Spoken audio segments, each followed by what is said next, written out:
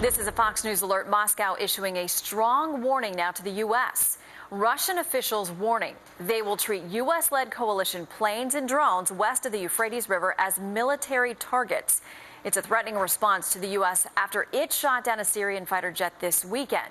A lot more to that story. Joining me now, Republican Senator from Georgia, David Perdue, member of the Armed Services Committee. Welcome. Good to have you with us this morning.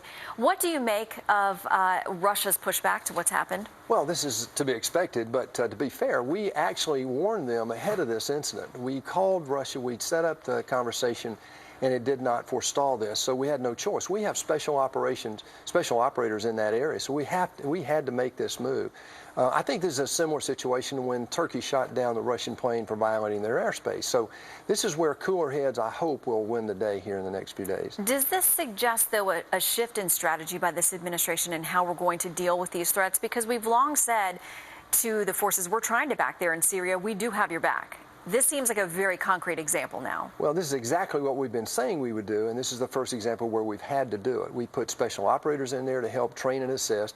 We're trying to equip in a way that will help. But this is a way that sends a message not only to Russia, but to Bashar al-Assad. No more chemical weapons, and we're going to defend the people on the ground. Do you worry about the constant conversation about this being a proxy war, with Iran being involved, Russia involved, the U.S. involved, a lot of powers in that region involved? Well, it's very confused. You have Iran, firing missiles just over the weekend. You've got 6 or 7 factions in there. You've got terrorists, Hezbollah, Hamas is in there.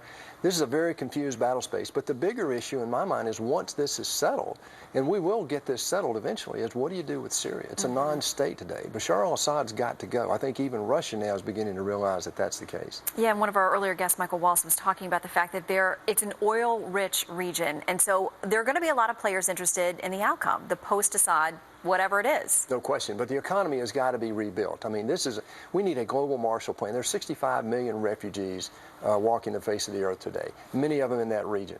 We've got to find a way to give those people a reason to go home and have a reasonable life once this is over. I want to talk to you, too, about what's going on in your home state, a big election tomorrow.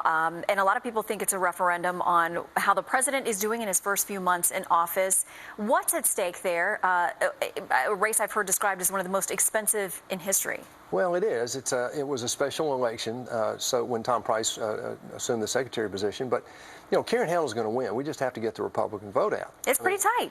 It is, but this Democrat is not who he says he is. And people in Georgia begin to figure that out after a while. There's been enough money spent to expose that. But I think the people of Georgia are recognizing what President Trump has done. He won the state handily. He won this district. And as a matter of fact, I believe Karen Handel is going to win. She's the best person. She's from that district, and nobody knows that district better than Karen Handel. But you know that both sides are very energized right now. They are. So what does it say? A win for either side?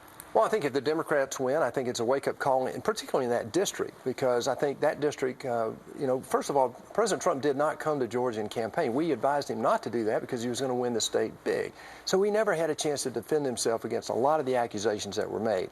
That's number one. Number two, this is not a referendum on Georgia. Georgia is not moving to a red state or blue state.